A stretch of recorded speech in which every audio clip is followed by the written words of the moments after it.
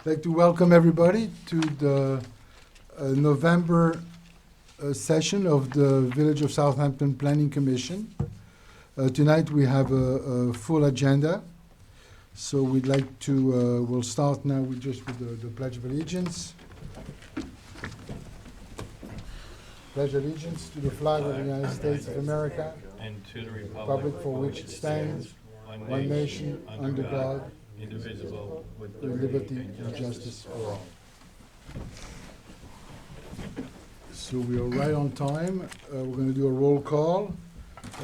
Pamela Gilmartin. Here, present. Laura Devini. Here. Eduardo. He's not here. Christian. Present. Christian Picot. Bob Essay. Not here. Michael Anderson. Present. Okay. Michael Lieberman. Present. And Mark Schiffer, myself. Okay, very good. I'd like to make sure that everybody had a chance to look at the previous minutes. I think we have to adopt the September and October minutes. If you'll make a motion, I'll second it. and we can Okay, vote. okay, so a motion by Christian, anybody second? Second. Second by Michelangelo. Everybody in favor? Aye. Hi, Aye. okay, so both minutes are adopted. So tonight we have the privilege to have among us the town council person, Tommy John Scavoni, who is going to give us a little presentation about the Proposition 3 on the Affordable Housing Initiative by the town. That's going to be voted on November 8th. So there's, and for those who have had, there's early voting is open. So here I'm going to give the floor to Councilperson Tommy John Scavoni. Thank you, Mr. Chairman, members of the board. Good to meet you, and thank you for the opportunity to address the Village Planning Commission this evening. Tommy John Scavoni, Councilman, Southampton Town. What you are talking about, Mr. Chairman, is Proposition 3. As you know, please remember to flip the ballot. There are 3 propositions, one from the state of New York, which is an environmental proposition, Bond Act. The other is a Proposition 2 is from the county that has to do with term limits for legislators. And of course, ours in the town, Proposition 3, the Community Housing Fund of Peconic Bay Community Housing Fund. I almost said Peconic County. Not the worst idea. Yeah, that was my subliminal thing there to you all.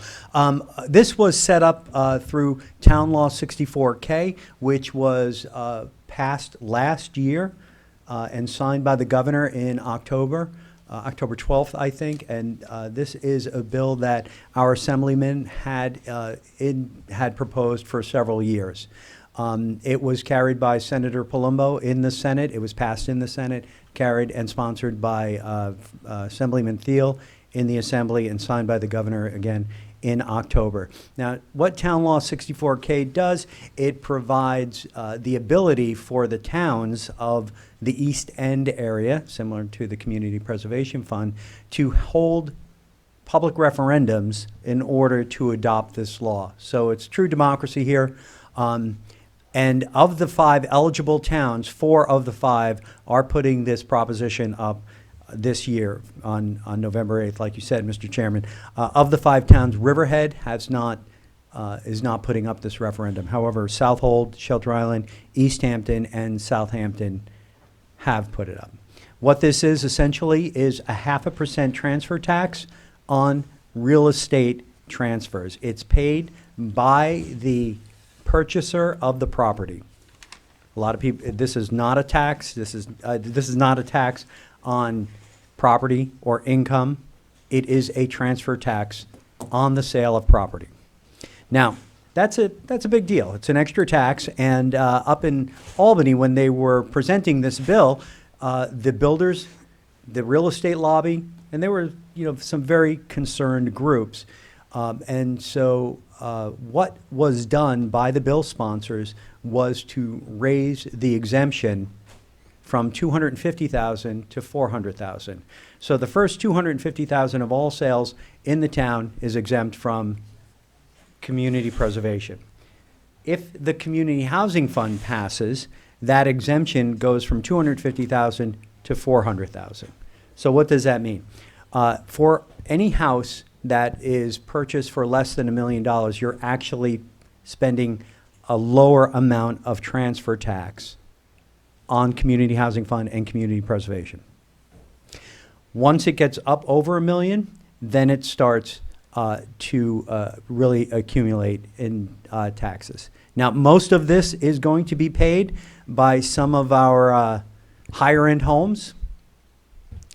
If you can afford a $8.2 million home somewhere, God bless you, well done.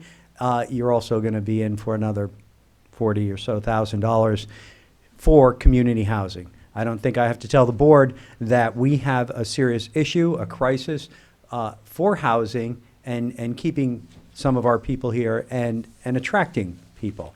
I know businesses, towns, schools, our hospital, we are all we're all having a hard time finding workers who are able to, they don't want to take the drive and work out here. So when they do get the jobs, one, they're either staying for a short period of time, if we can fill them at all. It's kind of interesting to see restaurants not open from Tuesday through Thursday because they couldn't find help. I've never seen that out here.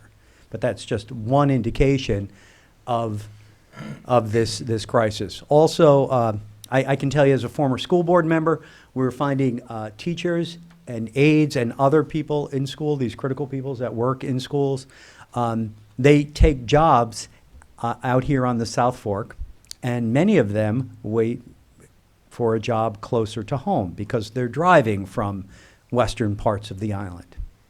And so we're having a hard time filling positions, but that's part of the need.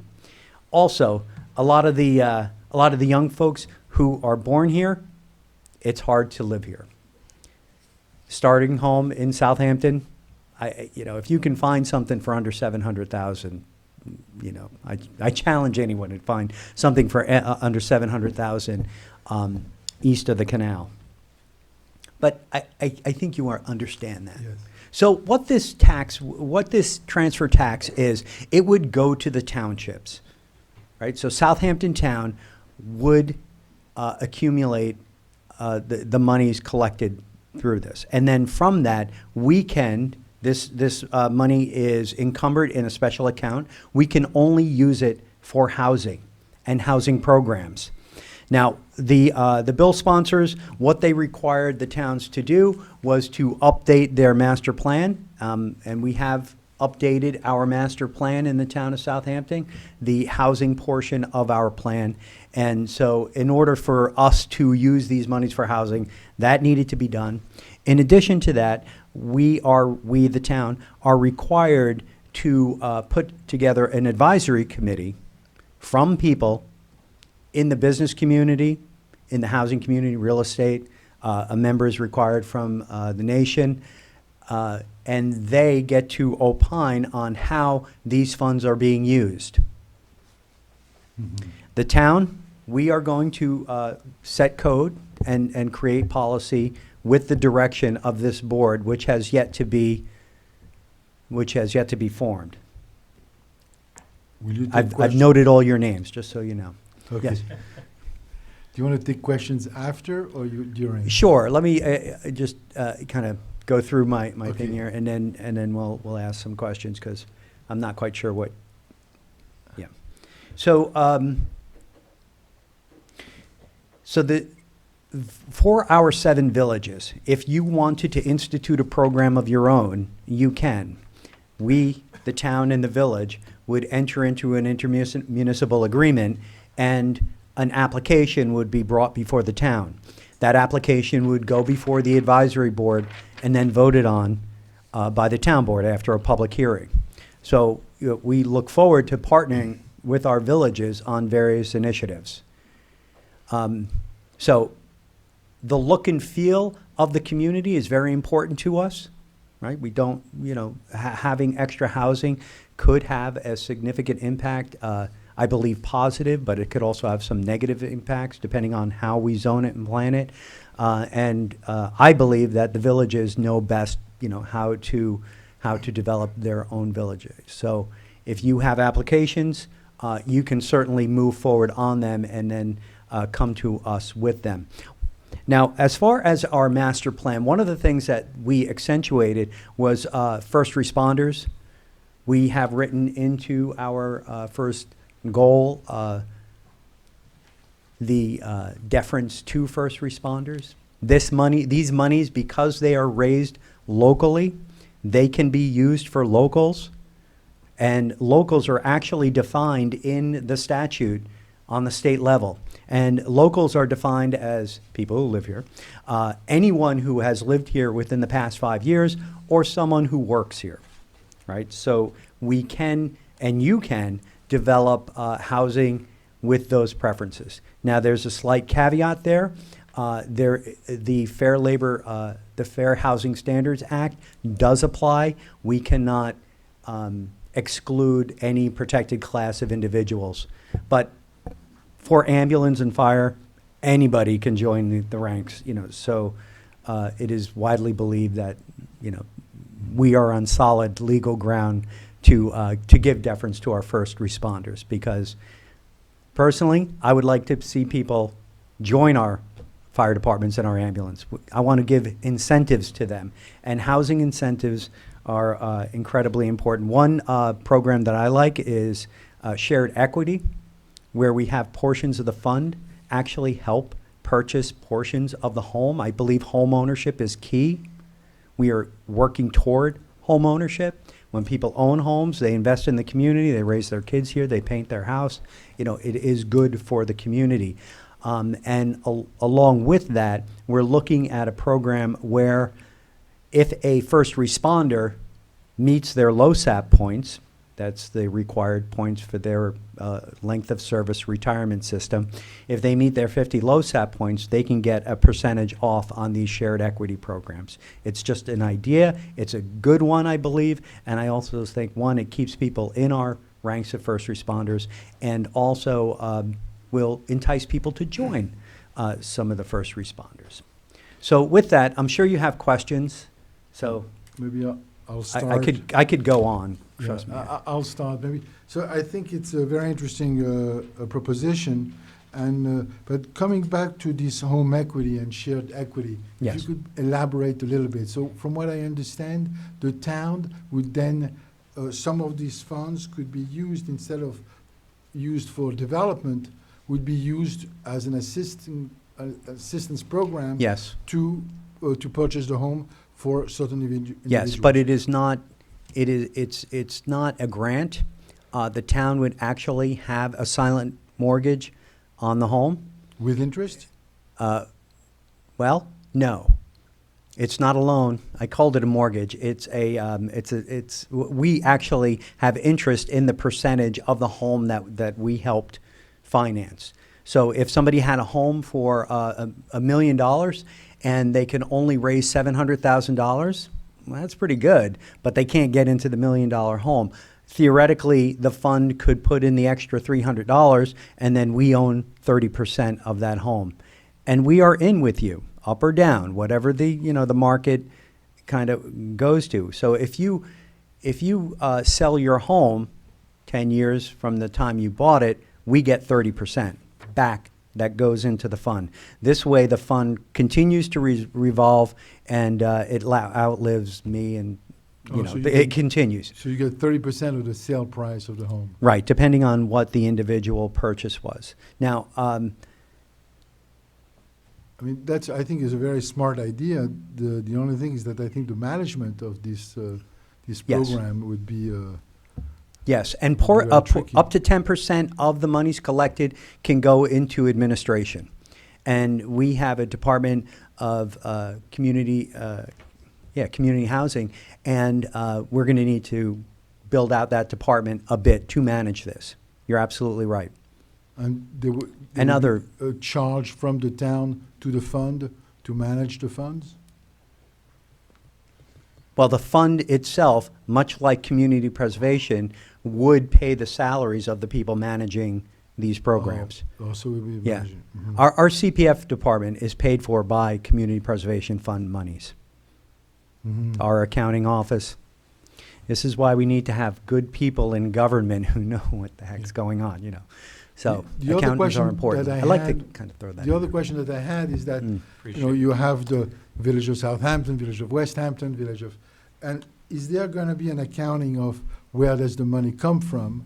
And also a reallocation on the advisory board or on the project, if a certain percentage comes from the village of Southampton or the village of West Hampton, or this, is there gonna be like, We can tell where the homes are sold and where the money is coming from. I believe your question is asking whether or not there will be deference given to particular areas that raise more money than others. And the short answer is probably not. However, similar to the Community Preservation Fund, a lot of times the villages, I live in Sag Harbor. I actually live in the village of North Haven, and that's in Sag Harbor, and we are in a similar position as the village of Southampton, where a lot of monies are raised for community preservation, and some monies come back, and good amounts of money. But I understand what you're saying. We do not allocate it geographically by the income that is produced. And, if we are putting in housing, we're looking at smaller housing projects too, manor houses that fit into a residential neighborhood, where, they're either a triplex or a duplex. right? Those are most likely not going to be in a village because of the cost, the real estate value. It's Yeah. cheaper outside the village. Any other? Now, as far as placement, one of the areas that we are looking at is east of the canal, because a lot of the traffic comes east. And we're hoping that we can have our carpenters, plumbers, nurses, and teachers live closer to the areas where they work. There's also language in 64K, Town Law 64K, that requires us to put any programs, the programs that we employ have to be distributed throughout the township.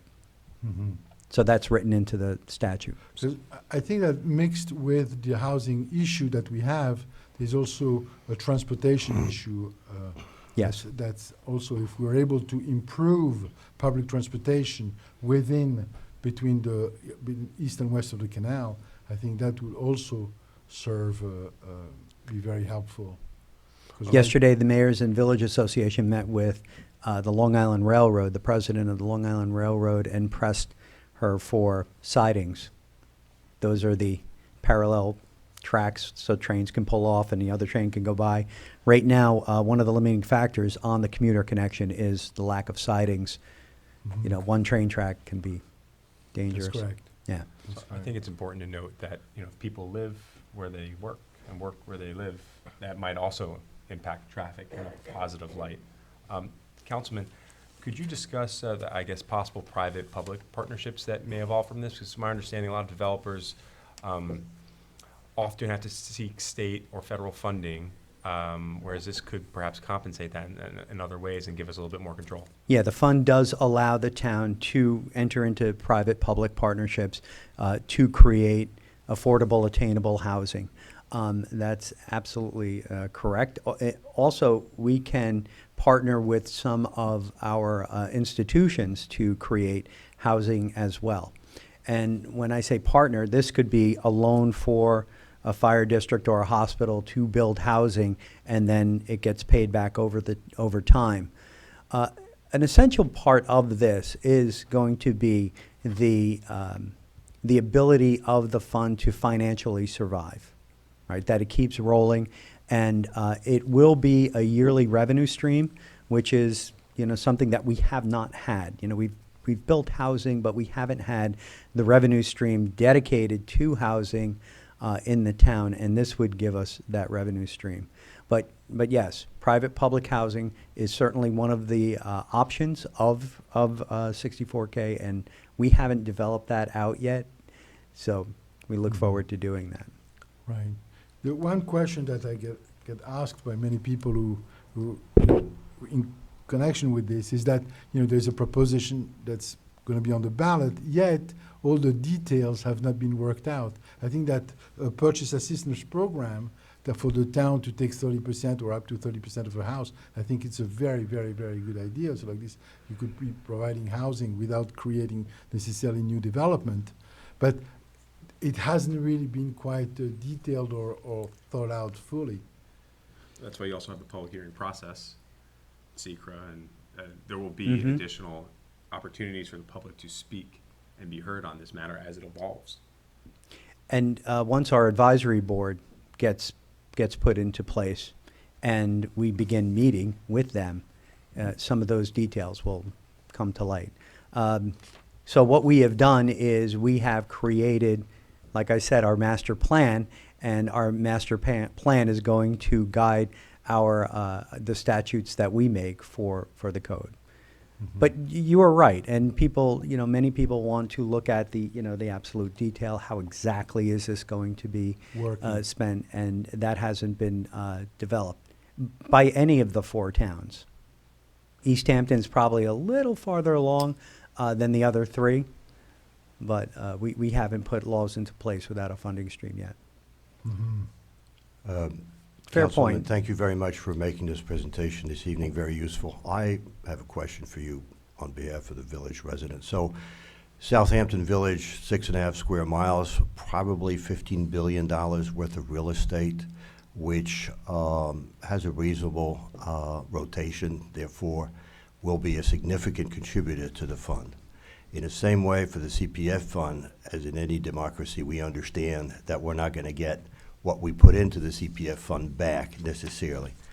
And in this community housing, I would expect that to be the same. However, what I'd like to understand is what mechanism would we have in place for having board representation on the allocation of these various projects when the village is going to be a significant contributor to this housing fund.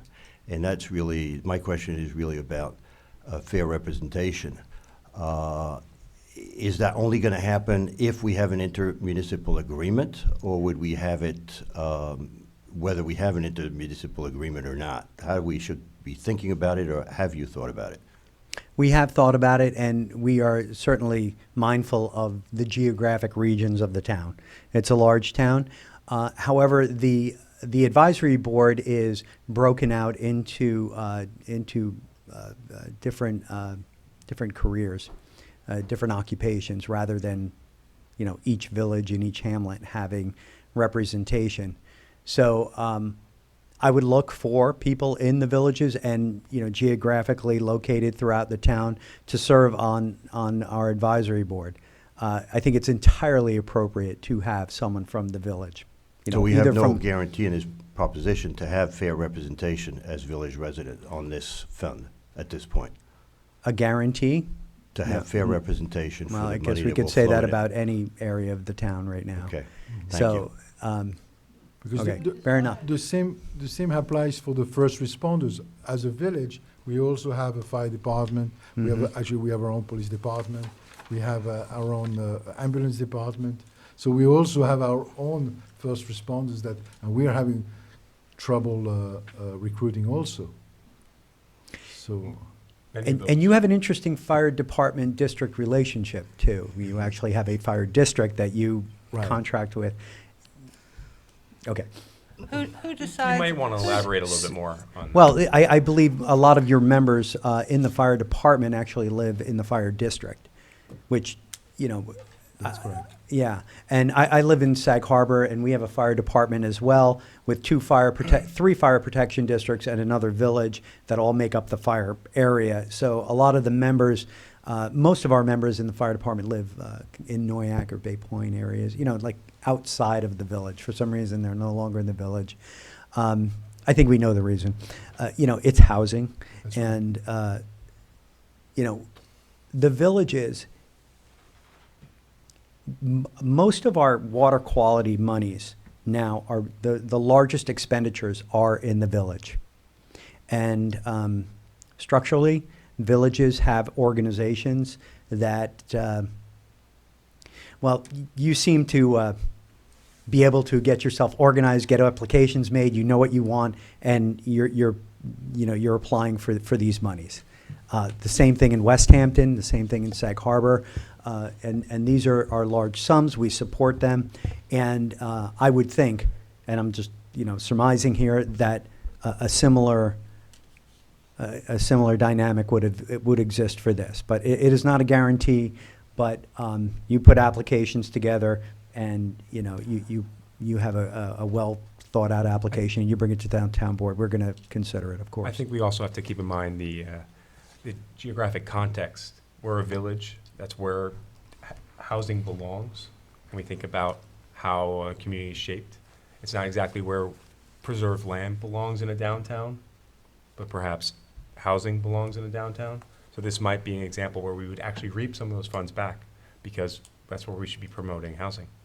Right, but there are also other solutions that I said, that, for example, to allow two-family homes, which I don't know why the town really does not allow two-family homes, which could really be a win-win situation for both the homeowners as well as our community. Yeah, we are considering accessory dwelling units and offering low-interest loans, accessory apartments, But, essentially. you know, The New York and- State It's Building not Code, the for, same. it says it's for one and two-family homes. I mean, in most jurisdictions, they allow two families. Mhm. That might be the case, but we're also considering a zoning district for this arts and culture that limits stories, the heights of buildings.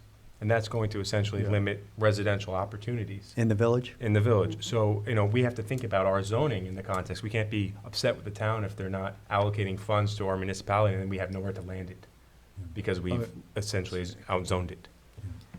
Well, I Any just more want to be clear in questions? terms of what I said.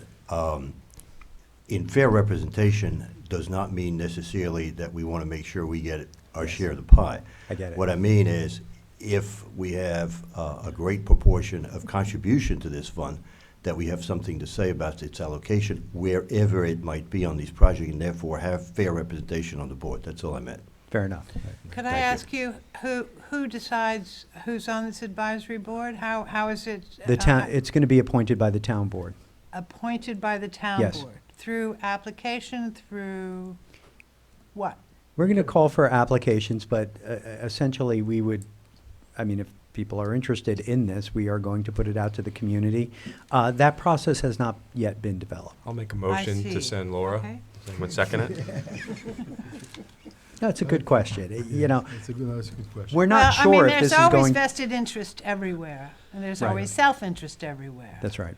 And I heard what you said, that this is basically going to be composed of career-based people, Mhm. okay?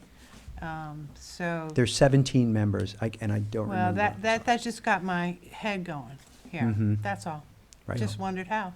No, I think it's well, I want to thank you very much for coming tonight, making this presentation, and I hope everybody's watching, and that will help them to make a decision on November 8th. It is Proposition 3, vote your conscience. It's on the backside. Okay. Make sure you vote. Thank you Okay. so Thank much. you, everyone. Thank Yes, sir. Thank you for serving. Thank you very much.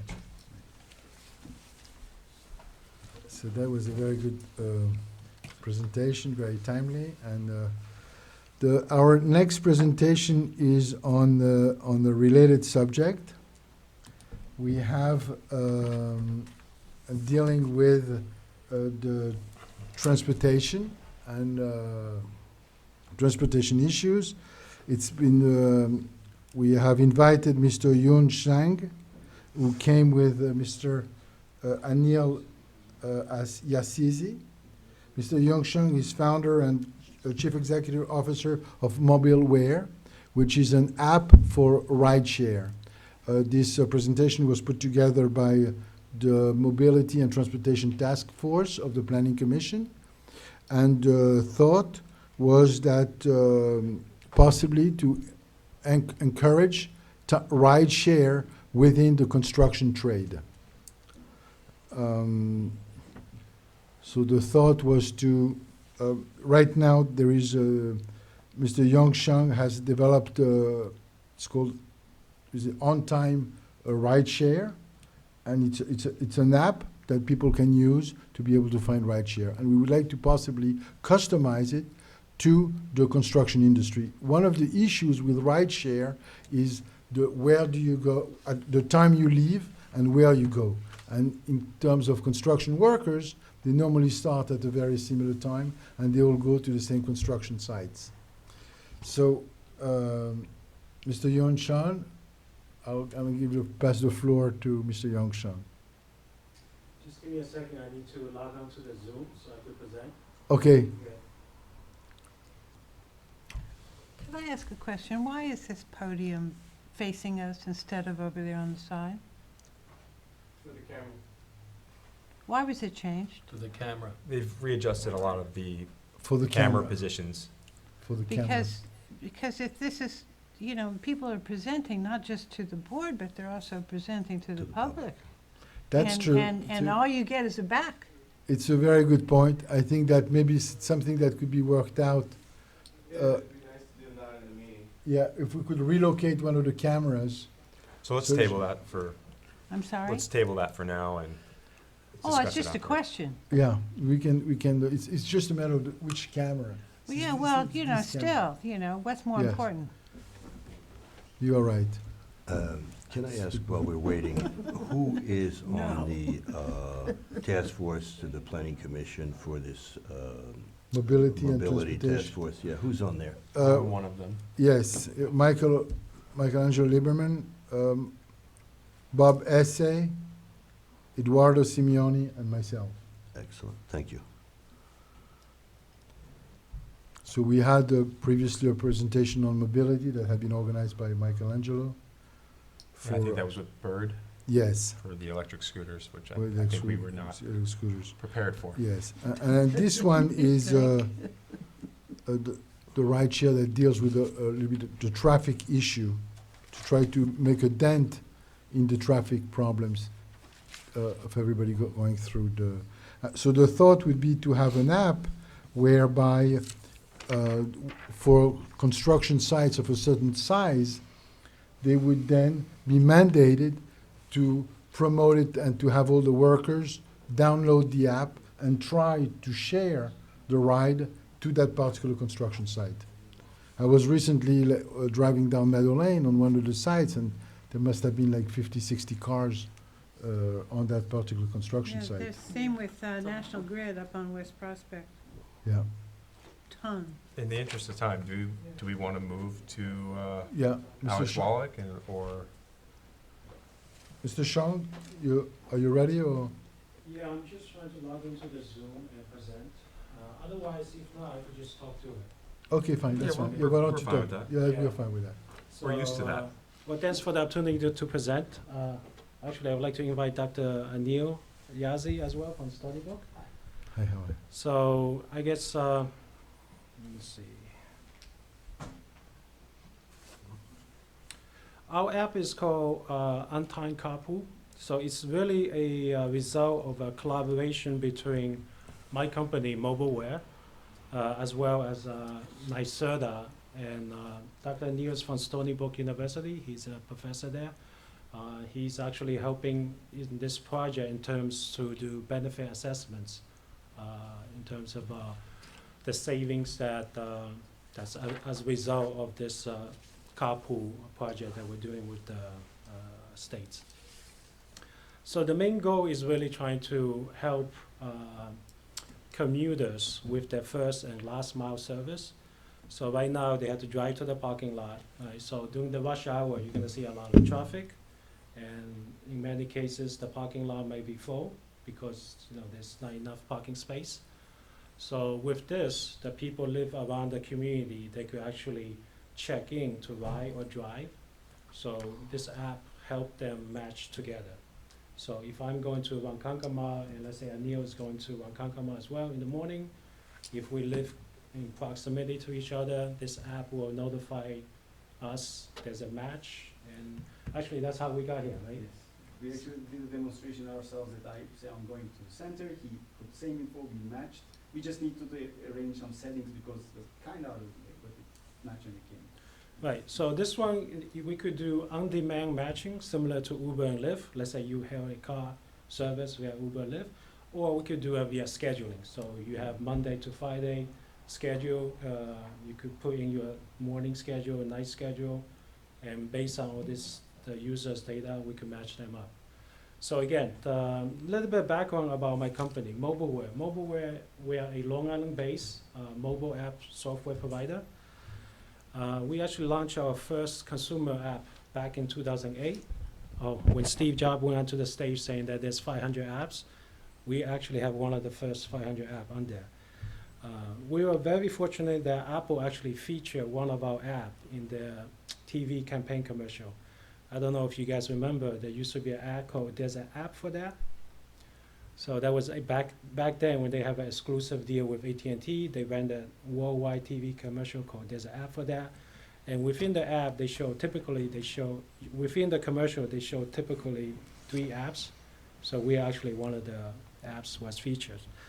So ever since then, we've been doing the app business. So we have created other apps. One of the other app that we created is called On Time, that service commuting schedule for all the commuter rails. So we started with Long Island Railroad, and then we later on expanded to support Metro North, and then New Jersey Transit, and so forth. So right now, our On Time app literally supports all the major commuter rail in the United States. So this particular app has over 3 million users, and that's actually one of the reasons why our project proposal with NYSERDA went through, because we already have the user base, commuter user base, and they're looking for transportation innovation that will help reduce carbon emission, reduce traffic congestions, free up parking space. So we pitched the idea to them, and they were there for it, and we actually launched this new app called On Time Cop back in March this year. So since then, we have, I do have some stats, but we have over 10,000 users already using the app. They're checking in for ride or drive. So by our calculation, over probably around 400 gallons of gasoline being avoided. So instead of you driving, along to one location and you driving to the same location, we combine the trips. So we did some calculation in terms of how much gasoline is being saved, how many carbon emissions being reduced. So I think we were invited to present this. Most of my slides has actually show the screen, the demo of the app. So No, but that's all right. That's all right. I mean, Right. here we are trying to find solution for the village of Southampton in terms of traffic going through the village. It's really in the last couple of years. I mean, it's been exponential in terms of the amount of traffic going through the village, and we're trying to find solution. And we thought that maybe if we are able to promote ride sharing, and especially among construction trades, because we call it the trade parade, coming to Southampton and through Southampton, that would definitely make a dent. It almost makes more sense if you were presenting to the town of Southampton. Well, it's something that we could do in collaboration with the town. It's something that if we find that we can work with Mobileware to maybe find this type of ride share, we would then reach out to the town. I guess my question is, what is the ask of the village?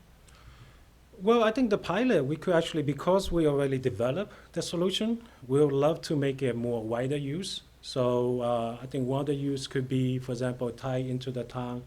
If I think Mark mentioned construction crews, if there's in the morning, there's a lot of construction workers coming outside of the town to the inn, and they're causing a lot of traffic. This perhaps could be, one of the ways to have them use this app to reduce the number of cars that's on the road. So the whole purpose is to reduce the number of cars on the road.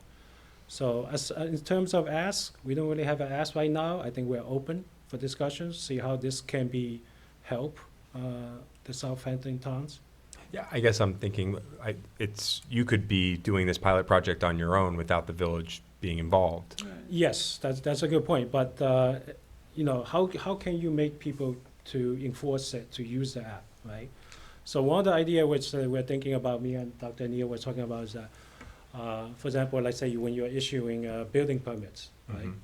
Potentially, you could say that, in order for you to get this building permit, you issue the building permit, you could say, okay, there's a traffic mitigation deposit. You get it back if you use this app, for example. If you have your crew use this app. Yes. And we could that's customize the the thought. app. Got it. And You so see? I'm less familiar with village law as I am at town law, but I would imagine that and Alex, you may know this, that the village would have to go out to some kind of RFP process in order to appropriately award an organization. Right. Well, Right? This is, I think here what we want to promote ride sharing.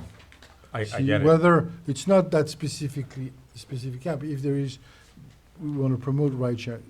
Okay. The doctor, The thing is, my role is actually in the other project to look at this. I'm not on the business side. Right, you're on I'm the data. doing like, okay, we did this, what are the impacts? Positive, negative, what are the magnitude? Like you may think, oh, maybe yes, maybe no. Depending on how you observe it, you may think that it worked, or some people may think it didn't work.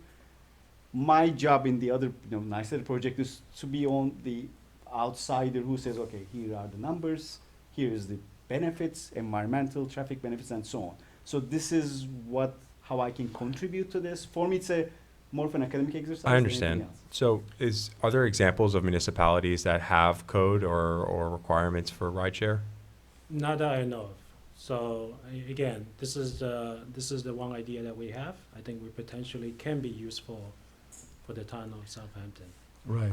Why wouldn't you just reach out to specific construction companies, to their CEOs? Well, because I think ride sharing is something, when we discussed it within the transportation task force, was try to find a way to promote, encourage, or direct people to at least, download the app and try to have the people who work in construction, who maybe they could meet at a certain parking somewhere and then come to the same construction site. That 20 years ago, I remember when we looked at the construction site, it used to have a van, and then you had 10 painters coming out.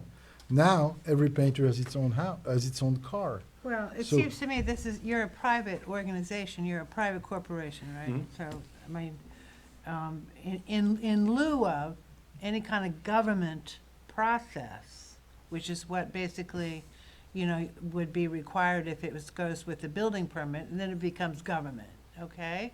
But if you have a very nice program, and you specifically want to influence construction workers, then why wouldn't you just reach out to those companies? Well, I guess we could. I mean, right now the app is really free to use for anyone to use. The Uh-huh. question is that if there's not enough incentive then for them, it depends on people. Yes, People are well, so used to, Ultimately, they're so used to their daily habits. They jump in the car and they drive along. If they were aware, there's a couple of ways. Either the township could just simply mention it or promote it, but one of the best ways is to Yeah. actually right. have some sort of a carrots and stick, saying that I don't know how big of a traffic issue that you guys have. Come here at 8 a.m. Huge. What? Show up at 8 a.m. Okay, so if there were, I think this potentially can be a good solution for it. So, That's right. yeah, and that's what makes me think of the town Right. on a more macro scale, because it's west of the canal to east of the canal is more of the problem. But I guess there's the incentive path, and then there's we could be theoretically, I'm just thinking out loud, restricting the amount of cars on site for construction, and then individuals be forced to figure out a way. Exactly. So Not the that idea, we want to do that, but not forced, but I think encourage. yeah, it's a And- zoning thing. Yeah, and I came We to. might want a work session on this. Yes, and I came to Mr. Yongsheng because Mr. Yongsheng participated in a Mobility. symposium Right. organized by the county, and I understand that this rideshare app is also partially funded by NYSERDA, Yes, it is. by a state agency. Maybe the way we could help is maybe we could advertise. Maybe you could do a pilot program and the town could send out some advertisement trying to entice these people that are driving out here to use your app. And that would maybe be government doesn't want to get totally involved in it, but maybe they could help get the word out that this is a good app for Yeah, them that- to use. I mean, that as well. I mean, a Good. lot of the reason why HOV lane was built using hundreds of millions of dollars to build is trying to encourage people to save time. Right. Right? So if they're stuck in traffic, like waiting an hour to move, let's say, 10 miles, you know, it's just awareness. You know, if they're aware that this solution is available, good. But then I think the best incentive is to actually, I don't know, is enforce some usage. If you think, I don't know what's the percentage of a construction crew, based on my conversation with Mark, it seems that there's a lot of construction worker coming in from outside of the town to here. So then they could be potentially tied into, for example, Another place where you could go to, and you say about construction crews, but you could go to Southampton Hospital that have 700 employees and make a presentation there. And I'm sure you would get some usage, because they're all young, they all know how to use these computers and these Right. apps, and they might want to use something like this. It's a great idea. I think this is a wonderful presentation, and it's nice to see another tool in the tool shed for us to think about all the ways in which we need to solve our problems. Perhaps we should have a work session on this, kind of Yeah. all get on the same page, and then have a formal recommendation to the Yes. village board. Yes, absolutely. Before you leave, can I ask, what is the economic model of this, a longer term? So you're offering it for Great free, question. but obviously, Yeah, very good question. Mobileware has developed this app, and you only have 10,000 on there. I assume the TAM is multiples of that, total addressable market. What's your business plan for economics? well, let's just say the business plan, right now, you're absolutely right. We don't charge a fee. We do have the payment process built in, so the rider pays the driver directly. The credit card company takes a fee, the credit card processing fee. So my company doesn't take a fee right now because the project was supported by NYSERDA, right? So the long-term plan is that in terms of, I think based on our research, in terms of the commuting trip in the United States, daily versus and yearly, there's over how many trillion miles travel? The sheer volume of potential trips is the way to go. Like, you know, for even like a small fee, basically for Uber and Lyft, there's a huge markup, right? Like, you know, for when it's carpooling, the amount is very low. But the still number of trips is so high that any fee amount on this could sum up. So let me understand the business model. The two of you came to Southampton from different locations, so you figured out how to share through the app. So one paid the other for the ride? I Yes. mean, Well, I know you did, but in theory, just explain to me the business exactly, model. Yes, and it's based on IRS rate of reimbursement. 20 cents a mile? IRS rate. I'm sorry. Would you mind just addressing the IRS podium? rate of 0.50 something or 6. So right now, the business model is for the rider and driver. The rider pays 31 cents per mile, and the driver gets 31 cents per mile. Oh, So later on, you're right. Let's say if the volume goes up, if we're doing, let's say, a mailing trip a day, we could put in a booking fee, let's say 50 cents or whatever. So that would be the business model later on.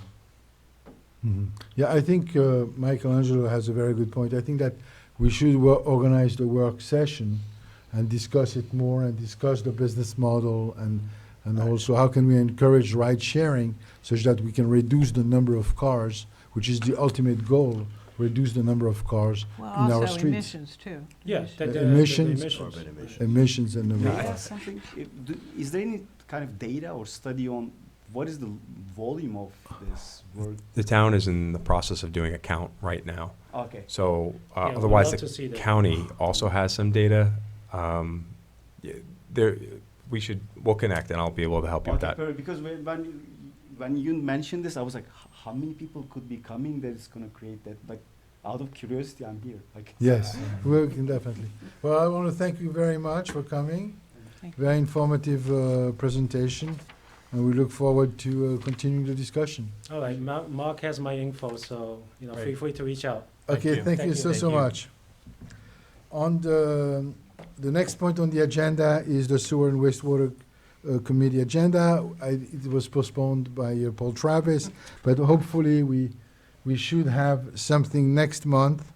They are getting close to finalizing some real plans. Count on it.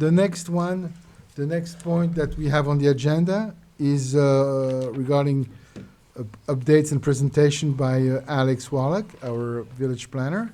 And the first point was a proposal that was, I understand, was part of the master plan, which was to try to create an arts and culture overlay district. So, Alex, maybe you can present it. Yeah, that's right. So this was a recommendation that came out of the comprehensive plan update that their village look into creating a arts and culture overlay district. So to that end, BFJ Planning prepared a memo that was shared with the trustees, and I think you have copies of as well, kind of outlining what they're calling a preliminary zoning strategy to help implement that recommendation. So they produced the map that I'm showing on the screen that shows an area that would be included in that potential overlay. Some of the recommendations that were explored was potentially a reduction in building height of about 5 feet for certain properties along Job's. They also talked about capping the maximum size of commercial tenants, defining arts and cultural uses, with the idea that those would be encouraged and facilitated. Right now, they're not specifically addressed in our zoning ordinance. Defining temporary arts use designation, for example, when spaces are vacant for prolonged periods of time, encouraging and allowing them to be used for arts and cultural purposes, and providing for live-work spaces, which is something that's not specifically addressed in the comprehensive plan. So this memo was presented to the trustees, I believe, on Friday at their meeting. There'll probably be continued discussions on it and more research and information. And at some point, if the trustees are in agreement, they would work to try and codify this recommendation into potential code changes, which would be implemented through the zoning ordinance. So there would be an incentive to, if we have a tenant or a use that's within arts and culture? Yeah, that's possible. I think what they're talking about is defining arts and cultural uses to make sure that they're explicitly permitted in the zoning district, and also talking about one of the recommendations is a special permit maybe for a live-work space for artists. That may be a special permit, so it could be something that's approved at the zoning board of appeals level, or if it's as of right, it would be permitted by the zoning district. But it seems to me that there should be an incentive in terms of either a tax abatement or some incentive if the use becomes arts and culture. Yeah, taxes are typically something that's a little bit outside of the zoning code, but that's something that could be explored in other ways. The other question I had was that I was wondering why did we exclude the corner of Windmill Lane and Nugent? Why is that corner excluded? You know, Where the Browning yeah, studio you is? see on the map for some reason. You see on the map over there, for some reason it's excluded. This is Yes, Windmill. exactly, that section. Yeah, that section, I don't know why. Yeah, I think that's an area that's identified elsewhere in the comprehensive plan where they think there's going to be potential redevelopment. So I think the idea was to potentially lower the height on areas that are largely built out and I think the village is looking to see preserved, but probably would allow areas that aren't historic and aren't protected to be redeveloped a little bit more freely. Because you're including basically the Southampton Inn also, No, no? no, right here. No, I believe it stops, it's the center line of Aradian Way is what Oh, it they're stops. being shown. Oh, I see, because on that map though, okay. Mhm. I have some concerns with the 35 feet to 30. I mean, I think this is a clear example of a restriction or modification of the zoning code that will restrict future residential development, something that we've heard echoing throughout the comprehensive plan process of a shortage of housing, and we hear anecdotally every day. So I was, this height reduction means that there are no 3-story buildings, but only 2-story. Well, 3-story buildings are not permitted currently. Well, 2.5 stories are, They are, and they would continue to be. but Under 2.5 stories have to be 35 feet, I mean, or, you know, you really need more than 30 feet to put 2.5 stories. You're saying the concern is that this would limit the ability to do the half-story? Yes. Mhm. Yeah, and I don't know exactly what is the the relationship between the restriction of the height versus the use as arts and culture. Yeah, so look in the memo here that we all got a copy of this, the word used, and that's usually a leading word, potential reduction of building height from 35 to 30 feet. What's behind potential? What are they trying to solve for here by using this word? I think the idea is that they're trying to recognize that most of the buildings here in this area are beneath that height. So the idea is to keep any new development contextual. I think that's discussed in here is that Job's Lane is a kind of a small scale pedestrian street. So the idea is to kind of protect that character. Most of what's there would remain, as we know, it's in a historic district. But I think the idea is that if any sites are redeveloped, that they're redeveloped in the context of the surrounding area. But I think that's the idea behind it. For example, in many landmarks district, there is an issue of visibility from the street, where they allow a third story or allow a rooftop addition, as long as it's not visible from the street. So, I don't know if the height restriction is really the right way to go about it. Plus, I just have an issue to try to reconcile what we're trying to do for workforce housing and not allowing in certain situation the 2.5 floors. And I just see it counterproductive to some of the other pressures that we have to solve for. And to me, the word potential means that they haven't really flushed this out, and I think we should spend more time on that, or would ask the planners to consider the consistency between a master plan that calls for workforce housing and a reduction of height authorization. Well, I think that maybe we should develop a task force of members of the planning commission who would like to maybe work together with Alex to review this proposed arts and culture overlay district. It's good? I would be opposed to it. Yeah, I second that. Let me explain why. This project is far along. I think it's upon us to make our observation and recommendation to the planning commission on issues that we have. But we should not be slowing down the process by doing these task force that will take a long time to find solutions and slow down the process. I would prefer that we read the document, we make these observations. This jumped out at us immediately, and asked the BFJ and the people working on it to reconcile these issues. Yeah, but I If you think do a that- task force, you're gonna get lost in the meander of time and slow down the project, so I would not favor it. I mean, are we comfortable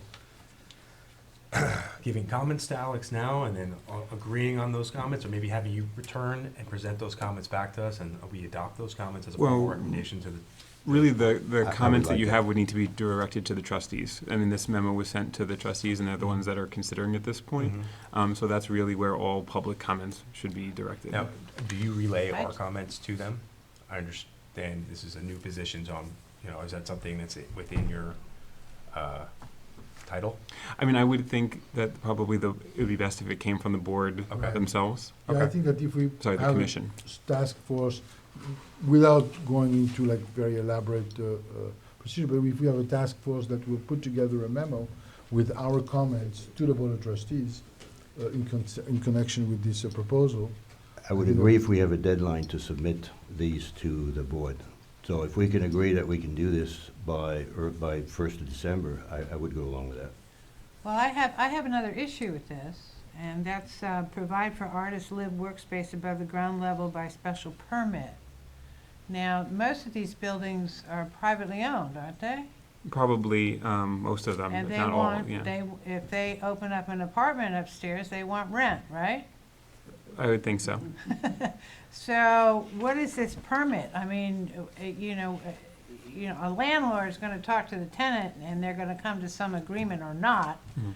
And as far as workspace, I mean, what are you talking about? Putting up an easel or putting in a pottery wheel Well, or a kiln? If they're I mean, I can work in my house. I Mhm. don't need a permit for that. It's- Right. But if you're changing the use of a space, they would need to get a permit. For example, if it's right now, if an upper floor is office or storage and they wanted to make it residential, they would have to get a change of use from The the village. landlord would have to. They would, yes. Okay, And they and would so have to- how are they gonna give special preference to a artist if the artist cannot afford their rent? Well, the village could change the laws about how those permits are issued. Right now, you do need a special permit to do a second floor apartment in the VB district. And there's certain criteria that you have to meet Right, in order I to know do that, that. yes. What the village could do is say that, for example, maybe you don't need a special permit if it's artist housing, or maybe that there's easier requirements if it's artist But housing. there's still a cost factor here. I mean, I don't know what you know about artists, but usually they have an adjective in front of their name that's starving. So how are they gonna afford these, and we know what landlords charge. So, I Right. mean, I just don't see any incentive Yeah, that's also possible.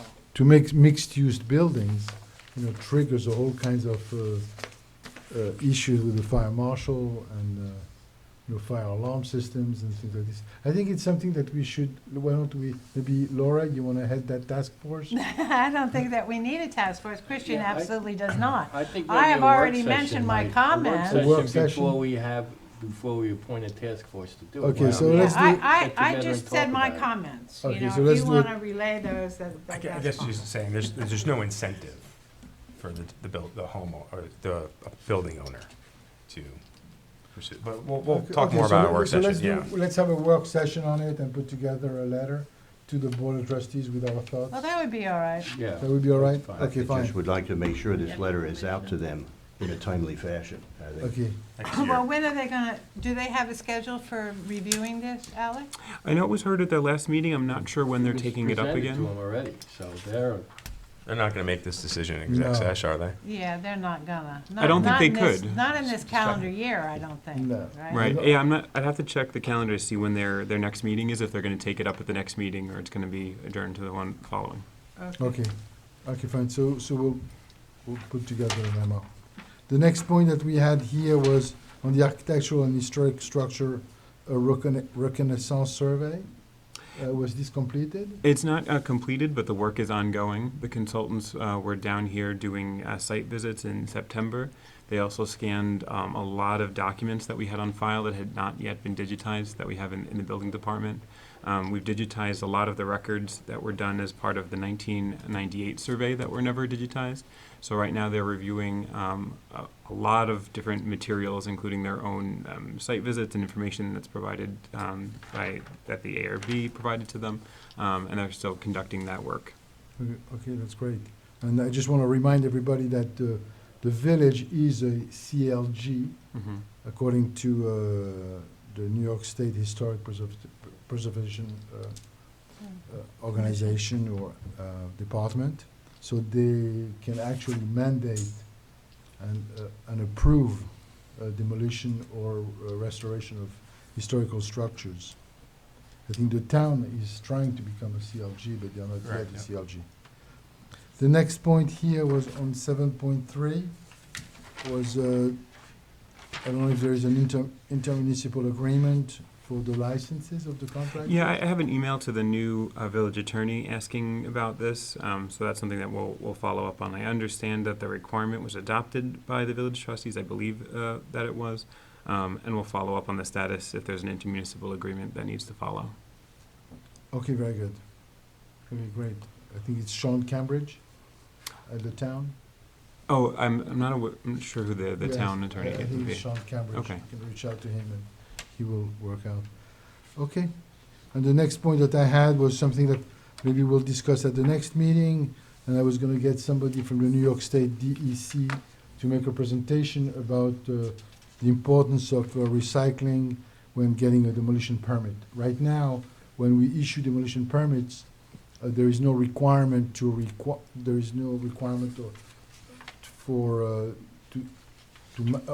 mandate that the construction and demolition debris be recycled.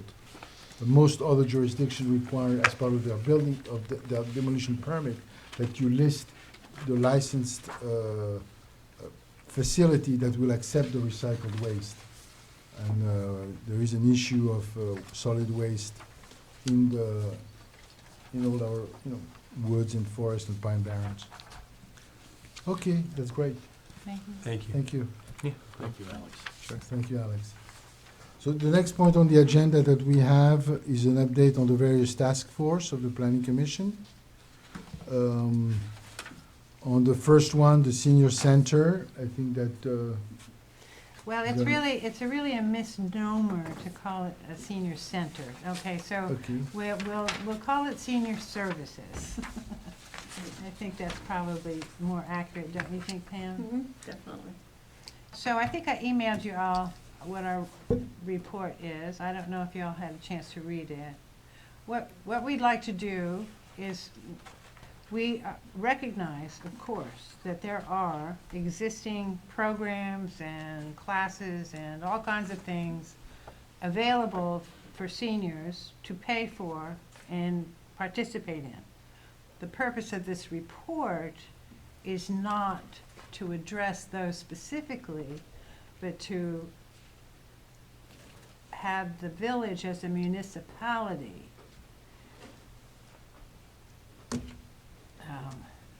acknowledge and provide information for and possibly partner with those entities, the senior population. If you read the report, there are suggestions at the very end that we would like to take to the administration as a way of acknowledging services that might be available for seniors within the village. Mhm. I don't know if I said that right. Pam, do you have anything to say? I think that there's also an opportunity to maybe partner with the Veterans Hall. Well, To- partner, we outlined a few institutions that are accessible, one, and of course, next door to the Veterans Hall is the Southampton Cultural Center, Yes. which Christian pointed out, they have programs. But those are paid programs, okay? These are paid. What we want is the village, I budget, which they already have a budget. It's not very large, but by budget to implement some of our recommendations for seniors to access for information and also for the village to reach out to these partners for events or social things or anyway, that would be up to them. We are not here to devise a program. We are here to just simply say how the seniors as a demographic, which if you'll see the table on the first page is quite large, That's correct, have yeah. access to information. Yes. And basically, through a budget, through a decent budget, a committee, a robust and working committee, and other things that we outlined So here. the letter, the email you sent us, is that something you'd like to forward along to the village, or do you want to refine Well, it? we would like to, actually, Pam and I were thinking that we would like to know who in the village administration, we assume that it's Trustee Brown, but we're not really sure if that's the person that we go to. Yeah, I think it is. I think I briefly spoke to Trustee Brown, and she definitely wants to get involved and do more about it. You know, I saw the recommendations that you're doing, that you're making are very, very good. See, I just thought that a venue, to have also a venue is Well, important. bricks and mortar would be great, Mark. Right, and I think but- that the Veterans Hall is really underutilized. It's a great location for us. But it's and it owned by could the be- veterans, I mean, Well, it's owned by the village. well, it's owned by the village, but But it's leased to the veterans every year. Right, no, I in understand. that. perpetuity. So it is the veterans, they have the right to say. Yes, no, I understand, but I Yeah. think that if possibly we could, because also there's an overlap between veterans and seniors. So well, there is, I think that if we can work with them, maybe have a meeting with them. no, okay. See, this is what the village would do, okay? This is what, if the village takes up the seriousness of senior services, that's what they would do. Bob has indicated that he'd be very happy to work. And their committee, Well, I and think it's something a that- senior committee would Right. do, would spearhead and do. I think that Alex would then possibly be the person in the village to spearhead that effort. Am I correct? He's- A little bit outside No. of my, Yeah, my you- role. You can run and hide. Can I, Alex can I gets make everything. Can I make a few observations for Mrs. Gilmartin and Davini? I read it. I in fact read it twice, and I thought it was a very interesting what you came up with on several fronts. First, it woke me up in terms of this notion of workforce housing is not just workforce. We need for workforce. We need housing for senior, and you pointed that out fairly well in that. And I think there's that element of it which we need to work on. Number two, the SCC, as you know, funded by the village, is providing these programs, and I exchanged some emails with that. And I also spoke to the library director yesterday on it. Should you end up using the Veterans Hall, the library is very keen to support any effort that goes on. And I know you've met with them 3 months ago. I did, yes, Yeah, and with Liz, yeah. it resonated, and they want to do everything they can to continue helping. I know they do. I The just want to question, just want to add that Christian was recently elected to the library. To the library board, Yes. we know. but, so, thank you. So I think both the SCC and the library are really keen to participate in whatever solution we find, and whatever you come up with, include them in it. I think the 6 recommendations that you have, just let me finish. The 6 recommendations that you have were good, but the trustees are gonna want more precisely, we have limited resources in the village, what can we do? Because it's quite clear that you have from your charts about 36% of the population over 65, and within 5 years, we'll have way north of 40 over 60, and that is a definite need. So of the 6 points that you had, is try to flush out what is the immediate thing that one could do. All of them, I think all of them are equal and Okay. deserve equal standing. Okay, Okay, and first of all is to establish a robust working committee that would work with the village to do exactly what you are saying. okay, Not the planning commission, right, but the robust committee to oversee, organize, inform, implement, and create. Okay? And then the second one, establish, manage, and update a database of folks. Make sure that all seniors who want to fill out the village, blah, blah, blah. Okay, creation of a website. But the first one, to your question about using the library and SEC, would be the task of the committee that would be established for these purposes. understood. Now, let me ask you this. You all are pretty busy with a number of other tasks on this planning commission. Who do you have in mind to do this? Well, actually, there was. One of you may want to share it, but Well, you're going to no, have to there find was- soldiers to do this. I have the names of a former committee under the previous administration that was very good cross-sections. Some people associated with our faith churches, some with, well, anyway, very well representative, and there were like 7, how many of them were there? 7? 6 or 7, yeah. 6 or 7 that were, and I would suggest those names to whoever the village person is, as people to reach out to see if they wanted to continue the work. I think, okay, Mary, I think it's a great suggestion. I think that it's to revive, in a sense, the youth and senior committee or senior commission that we had before. So, Maybe up the budget a little, it's at 1,000. Yes, the a budget year is now. Yes. skewed to, For 30% of the population. there's a $5,000 annual budget for, what, I don't know, whatever they call it, what do they call it, human services? Okay. $1,000 is allocated to seniors and 4 is allocated to youth. And I Okay. think that is a, Look, the budget, the misapplied. budget's going to be starting in process going to be starting in Q1. So you only got a couple of months to start to tee this up. And I'm sure if you could sit down with Trustee Brown, maybe Manger, who I we know has want to do interest in that this. before year's end, Yes, I agree. yes. Okay. They're So, interested. what Pam and I are asking is, do we have your permission to do that? Yes, Okay. yeah, I'd like We to- really, Should we make a motion? Have fun. Well, you're mixing youth, and before, the village was missing youth and seniors. To me, the senior issue is becoming so large that I would advocate that seniors have. The lion's share, I would a say lion's so. share. Because youth have all sorts of clubs associated with Yeah. schools. I just want to make that point before we Well, make this. no, I agree this- with you, this I I think agree resolution. with you, I agree with Yeah, you, I think that- absolutely. I'm not sure whether we need a motion or just, you have everybody's support Yeah.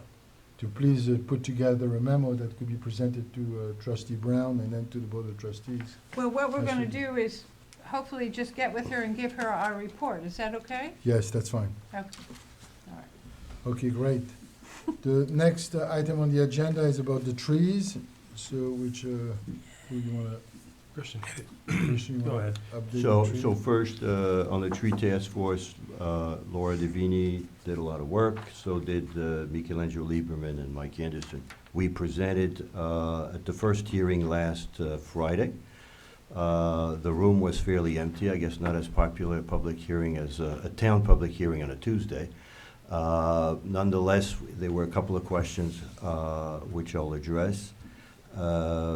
And it's going for a second hearing on November 10th, and hopefully we'll close then.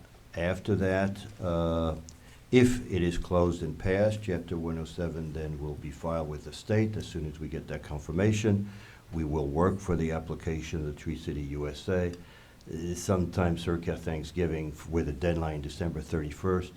And I guess the people that'll work on it probably would be Alex as a village representative signing off on the application, and Laura and I will help you to fill out that document, but it has to be a village employee, I guess, to do it, or I don't know. One of us is gonna have to do the application. Okay. And then I'll make sure to call in Lincoln, Nebraska, once they got the application, that it bubbles up at the top and make sure we get it. I already know these people there. And then also Now- the signs, they put a lot of signs all around the villages. Well, Once let's you get it first. Once you become Tree City USA, you get signs, like Greenport has it and Now, others. let me go into, since we had this hearing on Friday, a couple of issues had come up, and we had conversations with council to get to the bottom, and those were raised by Mrs. Davini, so let me address them. First of all, consistency between 107-14B, which dealt with 30 feet, 20 feet, consistency where if you want to do a driveway and you want to, there's a tree in the way, et cetera, you need to get a permit if you're within 20 feet. And there was a question of consistency with section 116-36-1, where there is a notion of 30 feet. Going back to that section, that notion refers to truck construction equipment in and around those trees. And Andrew thought about, there are three ways to deal with this. One is to revise the 20 to 30, and we didn't think that it was, you have to think about the requirement of putting too much burden on permitting a 30 versus 20.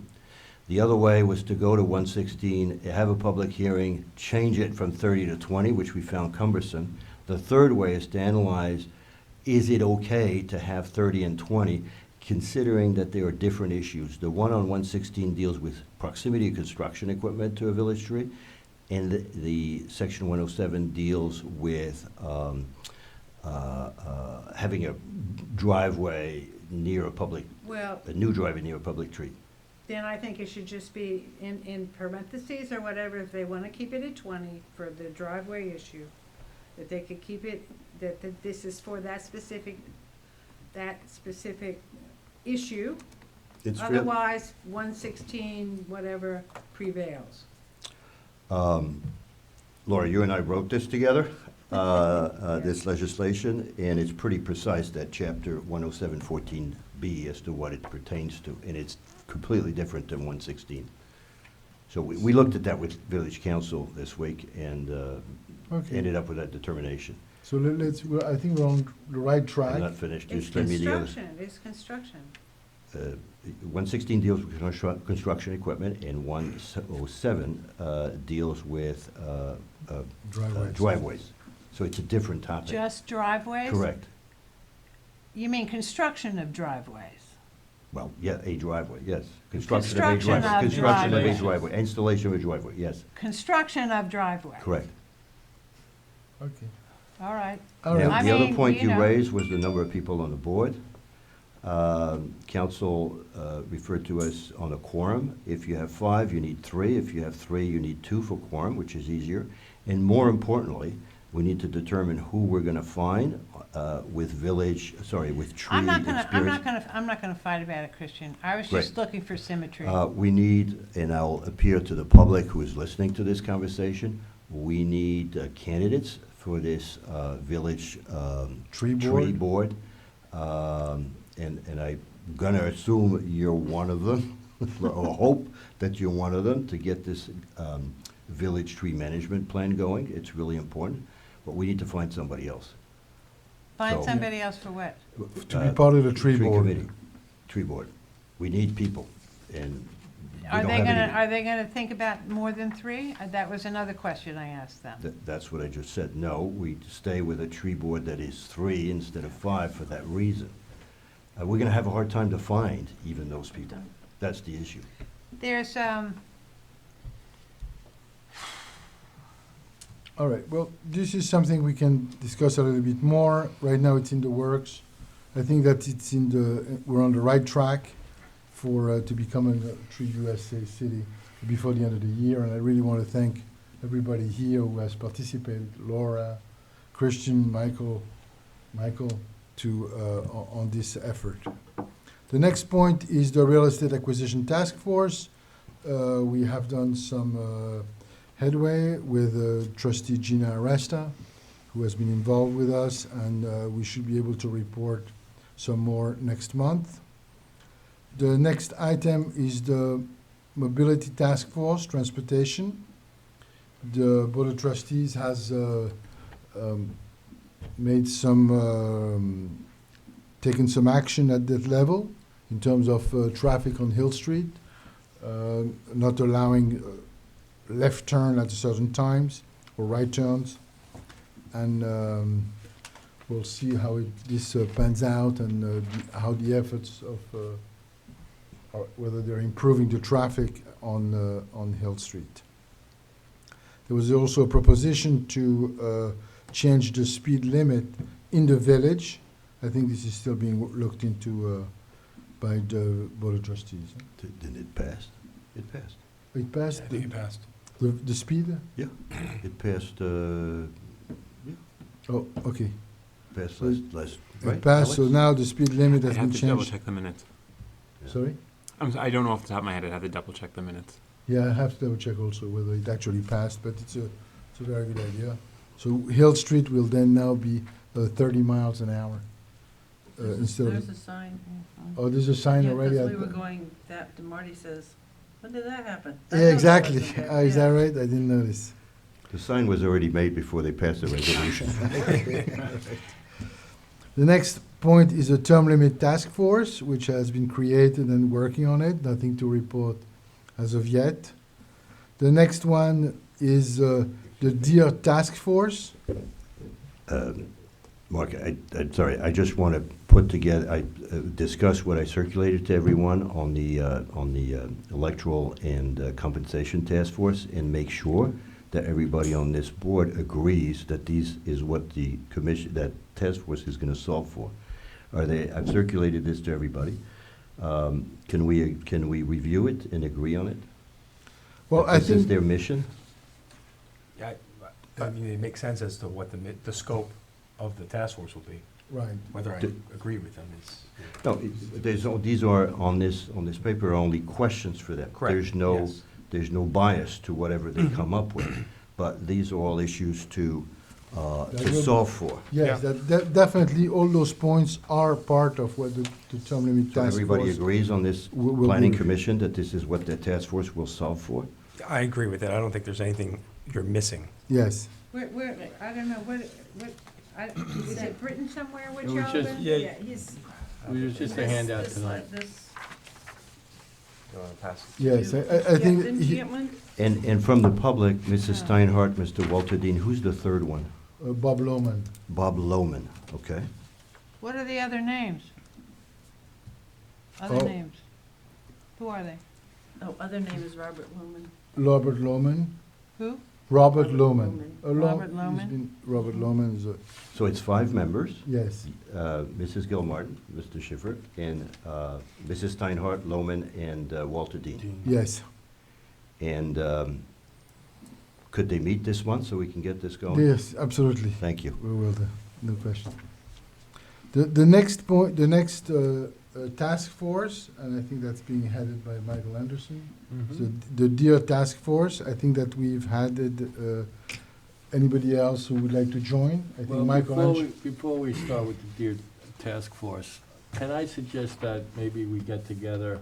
There's been an awful lot being spoken about today, that we have some sort of work session that we can sort of share, you know, all our thoughts and Okay. where we're trying to go with all these different forces. And I'm sure the Deer Committee, if we do create a task force, I know when I asked for one last month, there were only 3 members here. It was Mark and Bob Essay, and they were for it. I have spoken to Laura and Christian, and they think it's a great idea. But Michael and Pam, I haven't spoken to you about it, whether you're even in. No, I'm in favor of it, and the town had one years ago, pre-COVID, so it's definitely The something, village did too. yeah. Yeah, the village, and Michelangelo was involved with the town Oh, task good, force. so maybe you could supply some good Yes, information. and- The town even has a deer management plan, so it might be something we want to look at. Yes, Yeah. and I asked Michael Irving to also join the task force, the Deer Task Force, since he was very involved in. Well, he had the other one. He Yes, had- exactly. He had the one. He had the other one, so he was Okay. very involved. So let me speak to that, if I may.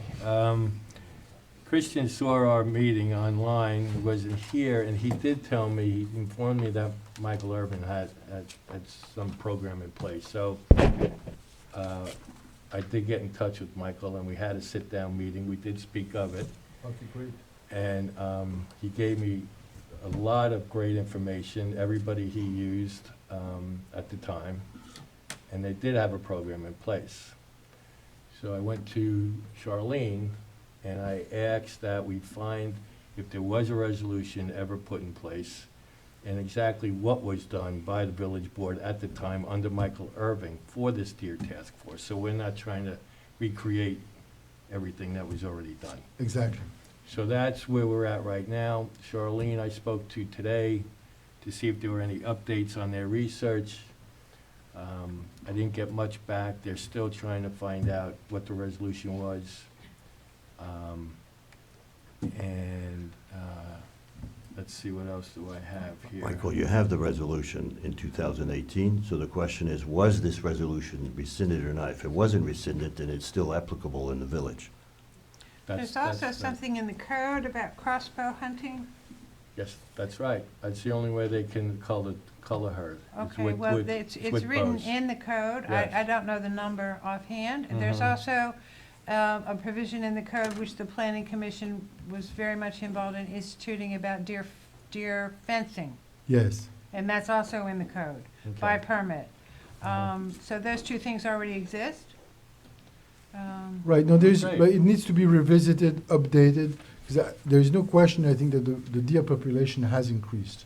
To You're a kidding. point, to a point that something needs to be done, I think, so. Yeah. So that's why I think that it's very appropriate for us to have Well, this task force. If the Irving program has not been followed through on, well, absolutely. It needs to be either reinstated and revised for today's And that's Yes. exactly what we're gonna look into. Exactly. So I think Michelangelo should maybe join this task force. Well, I think Michael had a good point. We have a lot of active items we should discuss in work session and kind of all Yes. get on the same page, and then we'll see if I'm needed. Right. Hopefully Okay. not. No, but I think also, and I think that maybe we could organize a presentation from the New York State DEC, their wildlife department. We or- did all that, Mark. Do you remember doing that? Yeah, no, I remember, but maybe that was a few years ago. I have the notes from when we did it. But you know, that about time the- flies. It was like about 5-6 the- years you ago. know, I don't know if deer have changed that much. Yeah. Maybe just more of them. Yeah. Okay, so we will discuss it more in the work session. The last point that we had here on terms of task force was the possibility to review a workforce housing overlay, especially on the, along North Main Street, or Hampton Roads and North Sea Road North Sea Yeah. Road. corridors. Right. Yeah, the corridor. So, I think it's something that we'll put something together and discuss it more, what would be the best approach. The next points that I have here on, I don't know if Christmas and, yeah, The Christmas Tree and Holiday Committee, this is something Mark Parrish brought to me and said that the Chamber of Commerce, if I'm not mistaken, really oversees this. This is something that the Right. Planning Commission has not historically been a part of.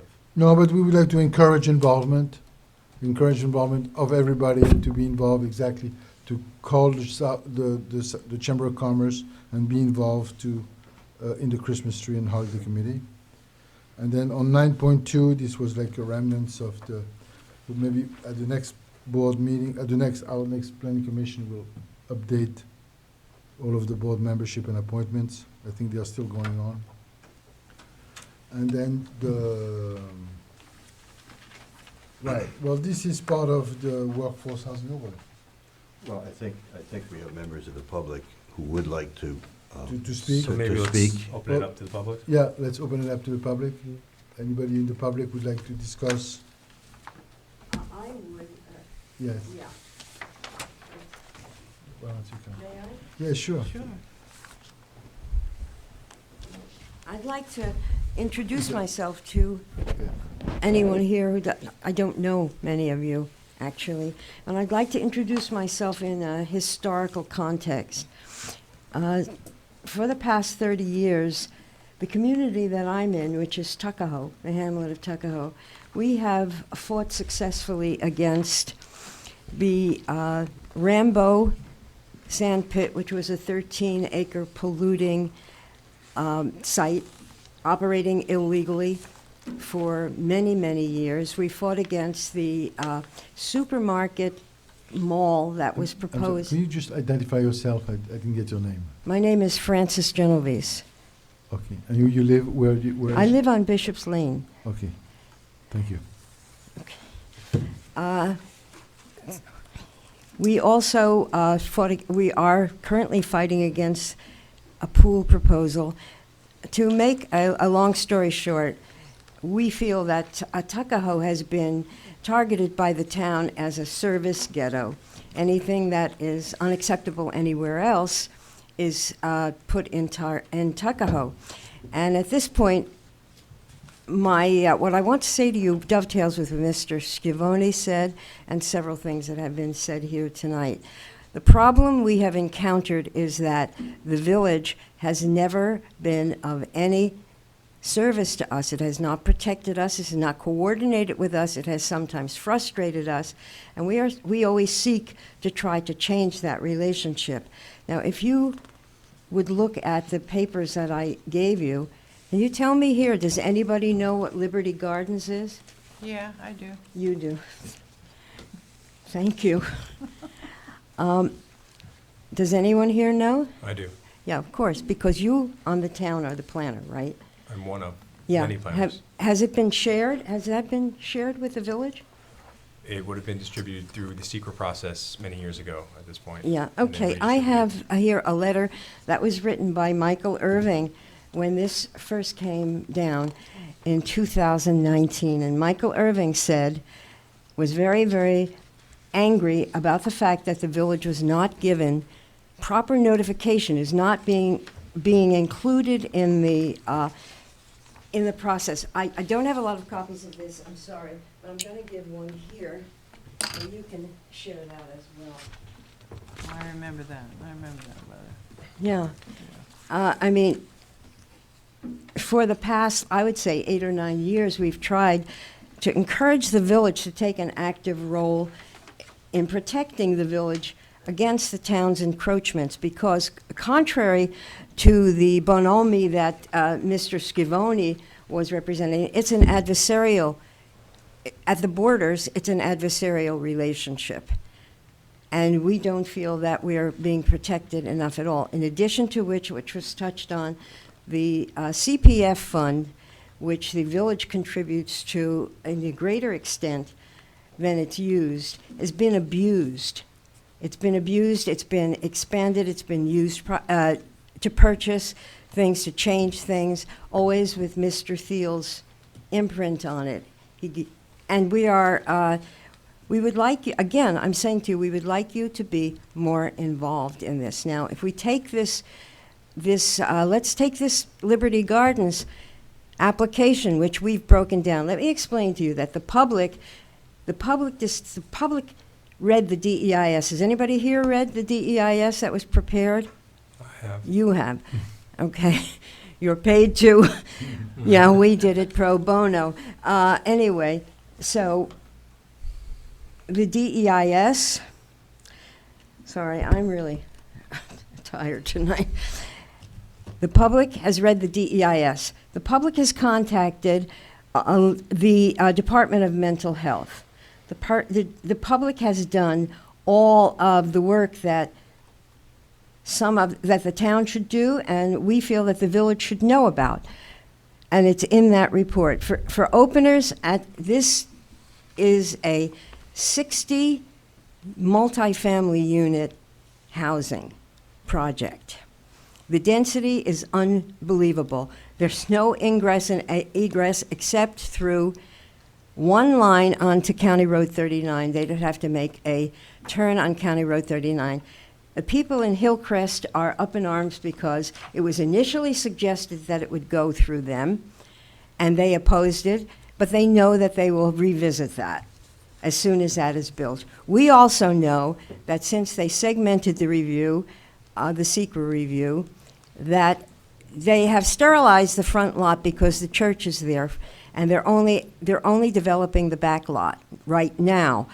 60 units on 5 acres with a 6,800-foot building, a service building that no one knows. It's a gated community with guards that the public had to spend a lot of time, research, and money to discover that the developer who is presenting this works with the Department of Mental Health, and this is basically a facility for the psychiatrically disabled, veterans in any kind of distress.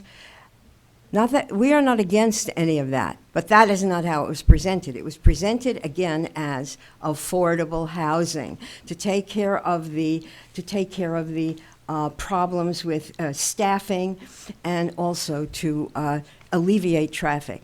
It's a total, complete lie, which we have revealed. But no one in the village has even looked at it. Only Mr. Irving in 2019. This thing has been going around for 4 years, and it's at the edge of the village. It's next to a proposed sports complex that was given the land was given as a gift to a woman who wants to, quote, build a pool, and who is working with a Midwestern sports complex developer.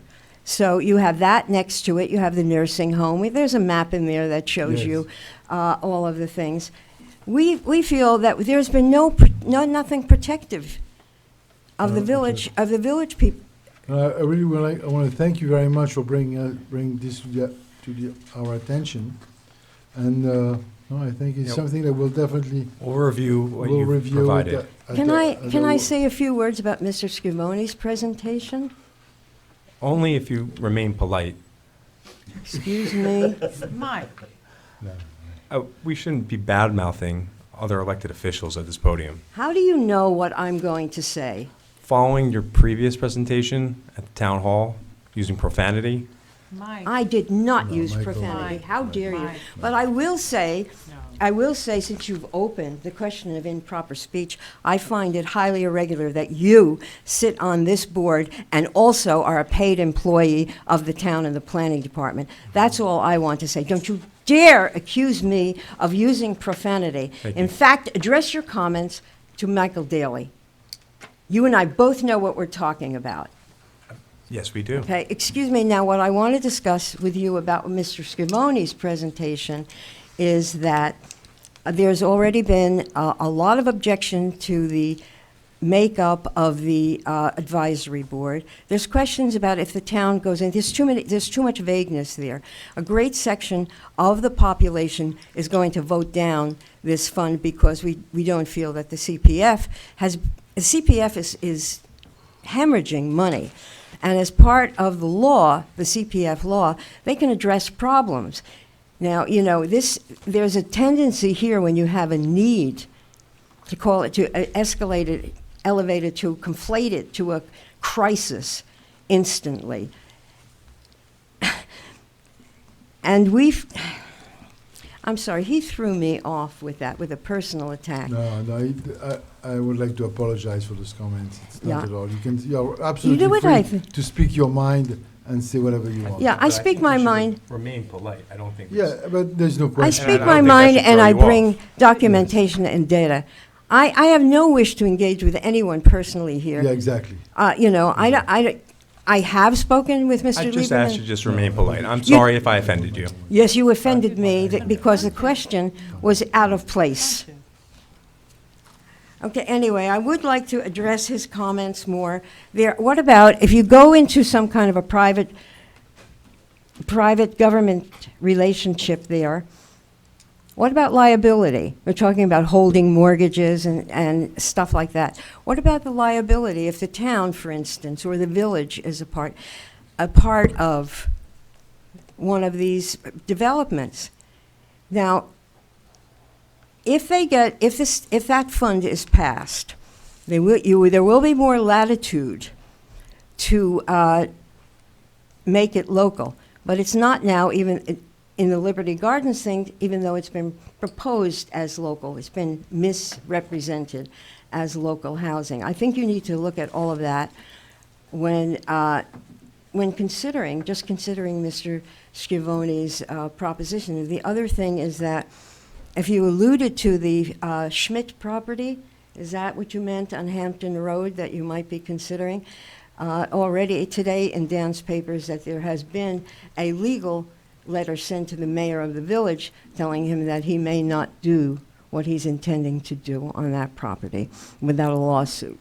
So I'll leave you with that. I would be Okay. very I happy. want to thank you very much for your comments and Okay. participating in this forum. All right, You know, I that's would- what we like, that's what we want, and we thank you very much. All right, but I'd like to be considered for the tree committee because I'm the victim of one of those. Please do, One of those. please do. Okay. All right, thank you so much. Anyone else would like to speak from the public? Yeah, absolutely, come. If you could just please state your Christine. name and for the record. Christine Sullivan Whitaker. I wasn't really planning to speak, but what intrigued me was I saw the ad in the press. It's the only way I knew. And of course, I thought the tree hearing was today, not at a Friday trustee meeting, because I too went to the Liberty Gardens public hearing on Tuesday. Instead of the village trustee meeting, because, you know, it's normally Tuesday. I knew they moved it to Friday, but then when Friday comes, you forget about it. So in any case, so I missed the tree presentation. But the ad in the press said that there were going to be these presentations, but I don't think there's anywhere that the public can know what they are. You know what I mean? Like what is going to be talked about, or do you never do that? No, the agenda for the planning commission is on the village website. It is, because I can never find it, so I looked yesterday, so. No, it is on the Okay, website. missed that, all right. It's on the website. I wanted to mention that, when you're saying about,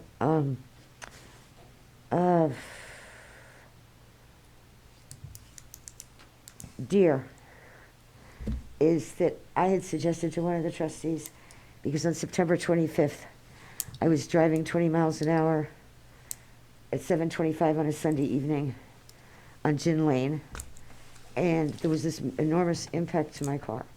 And I was, ultimately, I never saw a deer.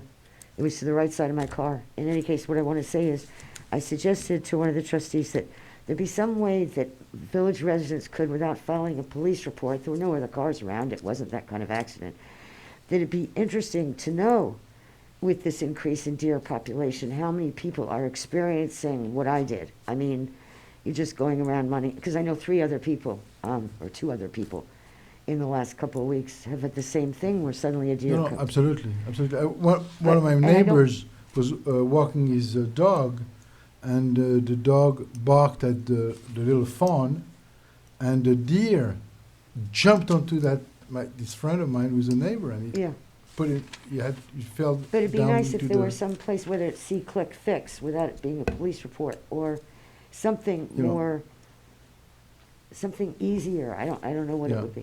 it's an issue for all But I of- think the more you know how many, and the trustees know, how many people are actually being impacted by these episodes. Yes. That's a great point, and I- certainly know, we'll go to the I mean, village police. I was I lucky can help you because- with some data that was published today by AAA. In Suffolk County, there were 1,368 crashes last year.